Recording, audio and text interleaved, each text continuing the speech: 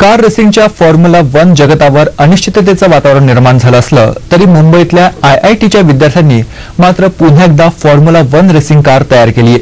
देशातला आघाडीचा grand prix 1 car racer Naren Karthik यांच्या हस्ते अग्नि या कारचं अनावरण करण्यात आलं।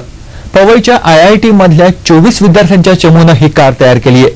त्यासाठी त्यांना जवळपास वर्षभराचा कालावधी लागला। बर्मिंगहॅमच्या ॲस्टन विद्यापीठाचे डीन प्राध्यापक रॉबर्ट बेरी यांची यावेळी उपस्थिती होती।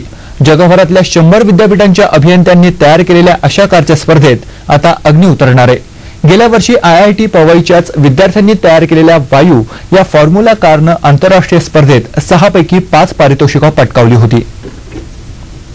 I think they've done a great job this year. They've progressed from last year, and IIT Mumbai, one of the most renowned engineering colleges, and they produce quite a nice car. And I'm hoping that they will be much more successful than what they were last year in the Formula Student in Silverstone in the UK. So I wish them all the best, and some new innovative features on the car. And they've done a lot of weight reduction, so it should help in the performance.